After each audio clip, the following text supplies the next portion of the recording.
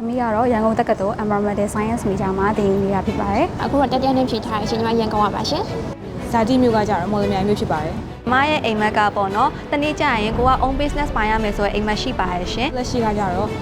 YUFL မှာအင်္ဂလိပ်ဘာသာနဲ့သင်ကြားနေတဲ့အကြောင်းသူတရားဖြစ်ပါတယ်။ရှိကြီးမြန်မာနေပြဒီ scholarship ပေါ်ဆိုတော့ညီမတကယ်တော့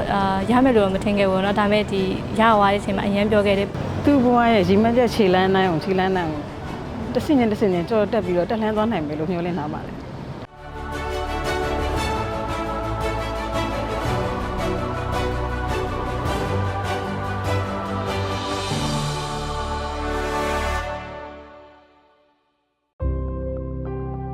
ဟုတ်ကဲ့ရှင်ဒီနေ့ဆိုရင်တော့ကျမတို့ရဲ့ We Care We Share by HAGL မြန်မာကနေပြီးတော့ပြုလုပ်တဲ့ဒါလူငယ်လူရွယ်တွေအတွက်ကျမတို့ scholarship ပေါ့နော်ဒါပညာသင်ဆုပေးရတဲ့အကြောင်းအရာလေးကိုပြပြပေးနေရပဲဖြစ်ပါတယ်ရှင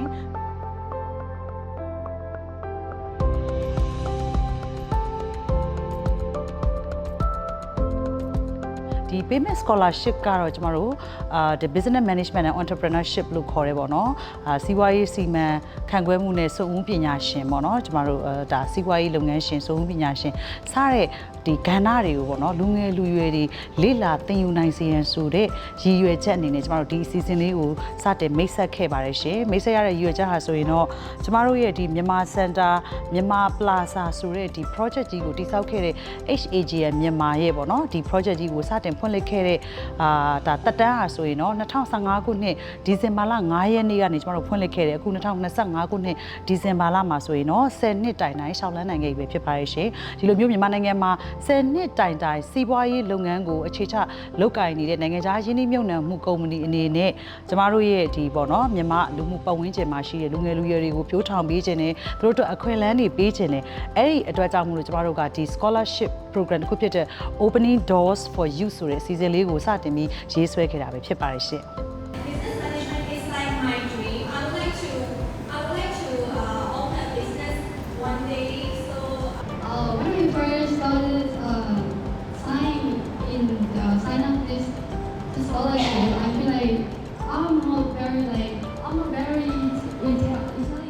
တကယ်ပြောရရင်အဲ့လိုအရွေးချယ်ခံရမယ်လို့တော့မထင်ခဲ့ဘူးပေါ့နော်ဒါပေမဲ့ပထမအဆင့်အောင်နေဆိုပြီးရောက်လာကြတာတကယ်ပြောခဲ့ပါတယ်နောက်အဆင့်တက်လာပြီးတော့အဲ့ essay ပို့လိုက်တယ်ပြီးတော့နောက်အင်တာဗျူးခေါ်တဲ့အချိန်ဆိုရင်တကယ်ပြောခဲ့တာပေါ့နော်ဒါအဲ့ဒါမနေ့ကအဲ့လို letter ရောက်လာတဲ့အချိန်ကျရင်တကယ်ပြောခဲ့ပါတယ်တကယ်ကိုပြောတာပါအဲ့တော့ဟုတ်ကဲ့ကျွန်တော်အနေနဲ့ပေါ့နော်အခုကိုပိုင်စီးပွားရေးလုပ်ငန်းတစ်ခုလည်းလုပ်နေပါတယ်ဒီ scholarship ကဆိုရင်ကျွန်တော်ရဲ့ဒီလုပ်ငန်းအတွက်ဒါမကပဲနဲ့ဒီလူငယ်တွေအတွက်ပေါ့နော်အများကြီးအထောက်အကူဖြစ်စေမှာပဲဖြစ်ပါတယ်ဗျာဟုတ်ကဲ့ပါ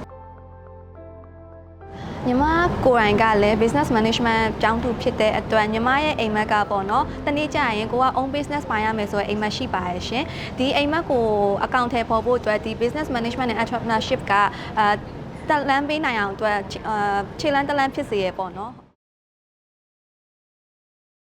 ်သူတို့ရဲ့အလုပ်ကိုင်ခွင့်လန်းဘဝတက်လန်းတွေရှောင်လန်းတဲ့အခါမှာလိုအပ်တဲ့ပံ့ပိုးကူညီမှုရရှိစေဖို့အတွက်လည်းဒီ business management and entrepreneurship ကိုကျမတို့ကပေးအပ်ခဲ့တာဖြစ်ပါတယ်အဲအကြောင်းမလို့ဒီတတရားနဲ့ student တွေကျောင်းသားတွေရှောက်ထားနိုင်တယ်လူကြော်ညာခဲ့တဲ့အခါမှာဆိုရင်တော့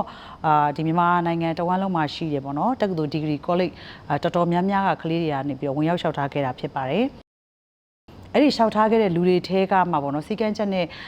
ကိုက်ညီတယ်တမတ်ချက်နဲ့ကိုက်ညီတဲ့လူတွေကိုကျမတို့ပမာဏအနေနဲ့စစ်ဆေးရွေးချယ်ခဲ့ပြီးတဲ့အခါမှာဆိုရင်တော့သူတို့တွေဒီမေးမြန်းတဲ့မေးခွန်းတွေပေါ့နော်သူတို့ရဲ့ဒါစိတ်ကူးရည်မှန်းချက်တွေအကောင့်ထဲဖော်ချင်တာတွေဒီလိုသင်တန်းတွေပြီးဆုံးသွားတဲ့အခါမှာသူတို့လူမှုအကျိုးပြုဘယ်လိုမျိုးလုပ်ချင်တယ်လဲပေါ့နော်သူတို့ဒီလိုသင်တန်းတက်ရောက်ခြင်းအပြင်သူတို့အတွက်ဘယ်လောက်အထောက်အပံ့ဖြစ်မလဲဆိုတဲ့ဒီမေးခွန်းလေးတွေကိုမေးပြီးတော့သူတို့ကိုဖြေကြားခဲ့တဲ့အခါမှာတော့တမတ်အရေးချင်းနဲ့ကိုက်ညီတဲ့ကျောင်းသားတွေများစွာပေါ်ထွက်ခဲ့ပါတယ်အဲ့တော့ဒုတိယအဆင့်အနေနဲ့ကျမတို့က placement test လို့ခေါ်တဲ့ဒီ essay writing မျိုးတွေပေါ့နော်ဒါရေးခိုင်းတာလေးတွေကိုကျမတို့လုပ်ဆောင်ခဲ့တယ်အဲ့ဒီထဲမှာကျမတို့က10ယောက်တိတိကိုပေါ့နော်အထူးရွေးချယ်ခဲ့တာပဲဖြစ်ပါတယ်ရှင်ဒီ scholarship ကပေးရတဲ့ပညာရေးကတော့ညီမတို့ဒီလုပ်ငန်းကိုဝင်တော့မဲ့ဒီနောက်ဆုံးနေ့ကျောင်းသားကျောင်းသူတွေအတွက်ဆိုရင်အများကြီးထောက်ကူပြုမယ်လို့ထင်တယ်ပြီးတော့သူကဒီ management ဘိုင်းရဲ့ business ဘိုင်းသားလည်းမဟုတ်ဘဲနဲ့တခြားဒီ problem solving skill တို့ဒီတခြား communication skill တို့ skill တွေပါအများကြီးတိုးတက်လာမယ်လို့ထင်တယ်အဲ့ဒါကြောင့်ညီမတို့နောက်ပိုင်းလုပ်ငန်းကိုဝင်တဲ့ခါကျရင်ဒီကနေတင်ပြလိုက်တဲ့ပညာရေးတွေအကုန်လုံးကဒီလုံးဝကိုဒီလုပ်ငန်းကိုဝင်တဲ့ခါကျရင်ပေါ့နော်အများကြီးကိုအထောက်ကူပြုမယ်လို့ထင်ပါတယ်ရှင်ညီမဆိုလို့ရှိရင်တော့ဒီ course ကိုတက်နိုင်တက်ဖို့လည်းအဆင်ပြေမှာမဟုတ်ဘူးတက်ဖြစ်မှာမဟုတ်ပါဘူးဒါပေမဲ့ဒီ company ကနေပြီးတော့ scholarship ပေးလိုက်တဲ့အတွက်ညီမတို့လမ်းစာတစ်ခုရောက်သွားတယ်ပေါ့နော်အတွက် အရင်ကိုကျေးဇူးတင်ပါတယ်ရှင် ဒီ HGN ကချင်းမြင့်တဲ့ scholarship ကိုရရှိရတဲ့အတွက်တကယ်ကိုဝမ်းသာမိပါတယ်ပြီးတော့ဘာလို့လဲဆိုတော့ညီမကအရင်ကတည်းကဒီ diploma ကိုအရင်စိတ်ဝင်စားနေခဲ့ပြီးတော့အခုမှဒီ diploma ကိုတက်ဖို့အတွက်အခွင့်အရေးရရှိရဆိုတော့ညီမအတွက်လည်းတကယ်ကိုပဲဒီပညာရေးအတွက်ကောရှေ့ career အတွက်ကောအရင်ကိုပဲအကျိုးရှိတဲ့ diploma program ဖြစ်တဲ့အတွက်ကြောင့်မို့လို့တကယ်ကိုကျေးဇူးလက်လေးနဲ့ကျေးဇူးတင်ပါတယ်ရှင်ဟောညီမကြတော့ပေါ့နော်ဒီညီမရဲ့ဒီ dream လို့ပြောရမလားပေါ့အရန်ကို own business တစ်ခုကိုကောင်းကောင်း develop လုပ်နိုင်ချင်တယ်ပြီးတော့ build လုပ်နိုင်ချင်တယ်ပေါ့နော်အဲ့အတွက်ကြောင့်ဒီမှာစပြီးတော့ဒီလေ့လာတဲ့ဘာသာရပ်တွေကလည်း business major ဖြစ်တယ်ပြီးတော့အခုကလည်းညီမ chance တစ်ခုအနေနဲ့ဒီ business diploma အပိုင်းကိုပေါ့နော်သင်တန်းတစ်ခုကိုတက်ခွင့်ရတယ် join ခွင့်ရတယ်ဒီမှာသင်မဲ့ဘာသာရပ်တွေကလည်းဘယ်လိုပြောမလဲbusiness အပိုင်းပေါ့နော် entrepreneur အပိုင်းကိုအဓိကအသားပေးပြီးတင်มาဖြစ်တဲ့အတွက်ကြောင့်ညီမသွားချင်တဲ့ future career အတွက်လည်းတစ်ထောက်တစ်နေရာကနေအရန်ကိုအကျိုးကျေးဇူးရပါတယ်ရှင်။တမီးရလဲသူ့အနေနဲ့သူဘသူပဲမိဘဘာလို့မှအကြောင်းကြပဲသူကသူဝင်လျှောက်တယ်။ဝင်လျှောက်တော့ဒီ HGN ကပေးတဲ့ scholar ကိုရသွားတာအရန်ဝမ်းသာပါတယ်။ဒီ company ကိုလည်းအများကြီးကျေးဇူးတင်ပါတယ်။ သူ့ဘဝရဲ့ရည်မှန်းချက်ခြေလန်းနိုင်အောင်တဆင့်ချင်းကြော်တက်ပြီးတော့တက်လှမ်းသွားနိုင်မယ်လို့မျှော်လင့်ထားပါတယ်။ HG ရဲ့အဖွဲ့သားတွေအားလုံးအထူးပဲကိုကျေးဇူးတင်ပါတယ်။လှည့်ကိုကျေးဇူးတင်ပါတယ်။ ဒီ Hagan မြန်မာ HGL မြန်မာရဲ့နောက် we share တို့ဒီလိုမျိုးအခွင့်အရေးပေးတဲ့အတွက်တကယ်ကျေးဇူးတင်ပါတယ်။အဲ့လိုမျိုးအခွင့်အရေးပေးတဲ့အတွက်လေးစိတ်မပြတ်စရာပါဘူးလို့တကယ်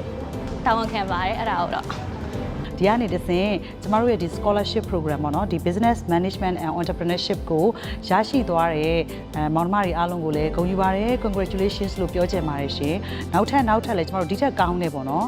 ဒီလိုပညာရေးနဲ့ပတ်သက်တဲ့အထောက်ပံ့ခေါင်းတွေ scholarship program ခေါင်းတွေကိုကျမတို့ဆက်လက်ဆောင်ရွက်သွားဖို့အတွက်လည်းစ조사သွားပါအောင်မယ်ရှင်အဲ့တော့နောက်ထပ်အစီအစဉ်ခေါင်းတွေမှာလည်းပေါ့နော်ကျမတို့နဲ့လက်တွဲနိုင်မဲ့အနာဂတ်ရဲ့လူငယ်လေးတွေကိုကြိုဆိုပါရရှင်